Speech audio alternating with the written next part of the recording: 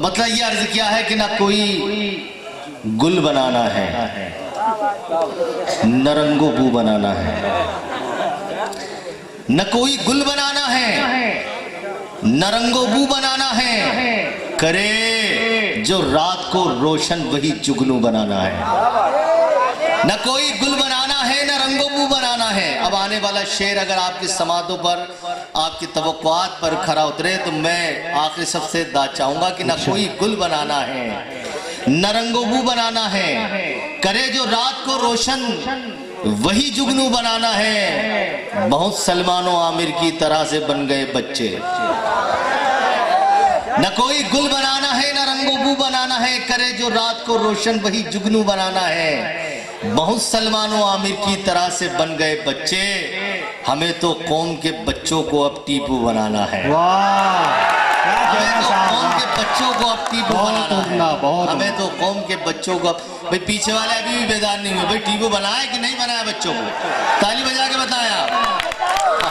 चलिए बहुत बहुत शुक्रिया। और देखिए जब हजरत टीपू सुल्तान जैसा किरदार आएगा ना, जब हजरत टीपू सुल्तान जैसा किरदार हमारे नौजवानाने मुल्क में आएगा, तब हम कह सकते हैं कि हुदूद मुल्क में हलचल नहीं होने देंगे। जब टीपू सुल्तान जैसा किरदार हमारे किरदार में आएगा, जब कहेंगे कि हुदूद मुल्क में हलचल नहीं होने देंगे, बस्तियों को यहाँ जंगल नहीं होने देंगे, आप एक बार इन हाथों में हुकूमत दे दो, हम किसी शहर को मक्तल नहीं होने देंगे। आप एक बार इन हाथों में हुकूमत, लेकिन शर्त यह है कि आपको टीपू जैसा किरदार बनाना पड़ेगा। ये आप इधर किससे गुफ्तगू कर रहे हैं? बस तमिल में बात कर रहे हैं, वो बार बार उधर कह रहे अन्ना यंगा पोरा इल्ले, समझ में नहीं आ रहा। चलिए बहुत बहुत शुक्रिया, आप पूरी तरीके से बेदार हो गए। चंद अशार और समाप्त कीजिए। और मेरे भाई 1-2 मिनट, मेरे दोस्त, दूसरे शायर के टाइम पे बहुत बोलना ना यार, मैं ऐसा नहीं बोलूंगा ना, सबके टाइम पे खामोश रह लेना, फिर मुशारे के बाद इंशाल्लाह बहुत देर बैठकर अपन आपसी तबादला ख्याल करेंगे, है ना?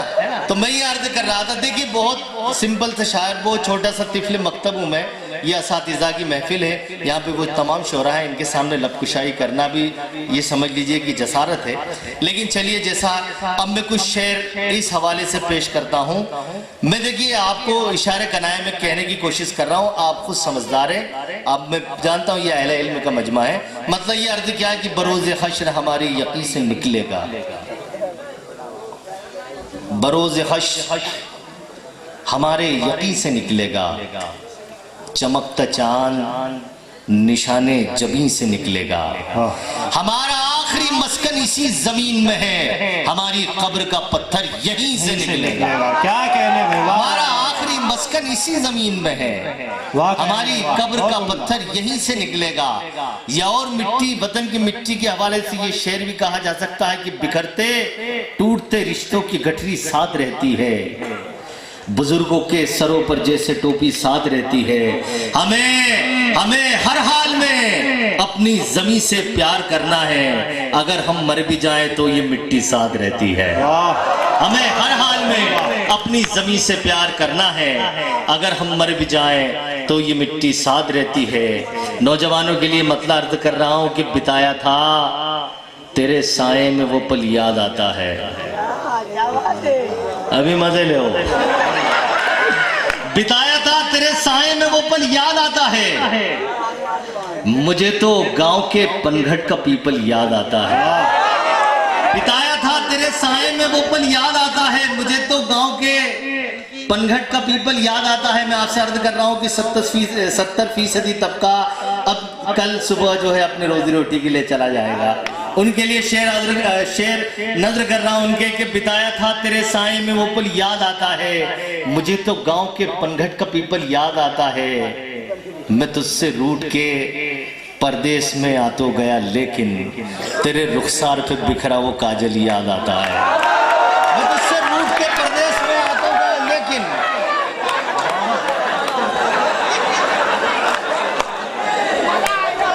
भाई उन्होंने बोला मेरे को कान में आके कि अल्लाह पाक की कसम नया है। जोरदार ताली इनके लिए बजा दीजिए आप। चलिए मैं मैं फिर अर्ज कर रहा हूँ आपको कि बिताया था तेरे साए में वो पल याद आता है, मुझे तो गांव के पनघट का पीपल याद आता है, मैं तुझसे रूठ के परदेश में आ तो गया लेकिन तेरे रुखसार पे बिखरा वो काजल याद आता है। शेर नदर कर रहा हूँ अल्लाह आपके वालिदैन को सलामत रखे कि मुसीबत के दिनों में साथ अब कोई नहीं देता, मुसीबत के दिनों में साथ अब कोई नहीं देता, शफकत का मेरे सर पर था बादल याद आता है, शफकत का मेरे सर पर था बादल याद आता है, और रजाई की तमन्ना में न जानी अहमियत मैंने, मगर अब सर्दियों में माँ का आंचल याद आता है। क्या कह रहे हैं? रजाई की तमन्ना में न जानी अहमियत मैंने, मगर अब सर्दियों में माँ का आंचल याद आता है। कोई मिलता नहीं ऐसा कि बापू याद आ जाए।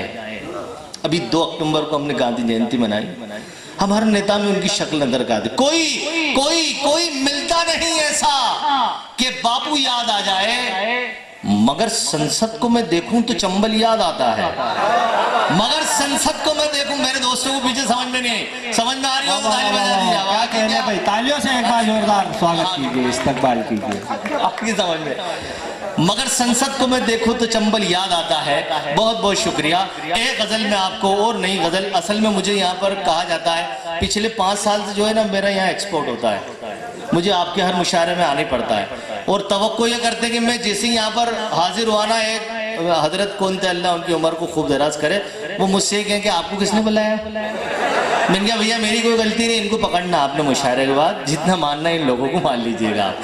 तो मुझे तो हर साल आना पड़ता है इसलिए क्योंकि मैं बारहा कहता हूँ कि मैं खरगोन या गोगामा में फर्क नहीं है। अगर खरगोन मुल्क है तो ये उसकी राजधानी है, तो इसमें वो प्रदेश है, सूबा है तो ये राजधानी है। तो चलिए मैं शहर के, अपने शहर के बहुत उस्ताद शायर जनाब राज सागरी साहब के लिए तमीदन चंद और नए शेर आपकी समातों के हवाले कर देता हूँ ताकि उनके लिए और मौका और माहौल बन जाए।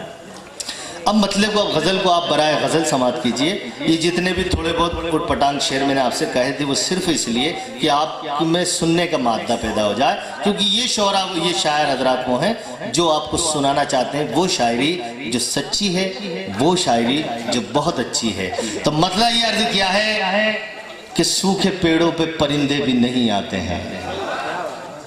देखो आप में से कितने हैं जिसका मेरा ये तजर्बा आपके तजर्बे से शायद मेल खा जाए कि सूखे पेड़ों पे परिंदे भी नहीं आते हैं, मुफलिसी हो तो घर अपने भी नहीं आते हैं। मुफलिसी हो, सूखे पेड़ों पे परिंदे भी नहीं आते हैं, मुफलिसी हो तो घर अपने भी नहीं आते हैं। जिन घरों में नहीं होती है तिलावत उनमें, जिन घरों में नहीं होती है तिलावत उनमें उसकी रहमत के उजाले भी नहीं आते हैं। जिन घरों में नहीं होती है तिलावत उनमें उसकी रहमत के उजाले भी नहीं आते हैं। माँ के रहने से चली आती थी घर में रहमत, अब तो ख्वाबों में फरिश्ते भी नहीं आते हैं। माँ के रहने से चली आती थी घर में रहमत, अब तो ख्वाबों में फरिश्ते भी नहीं आते हैं, अब तो ख्वाबों में फरिश्ते भी नहीं आते हैं।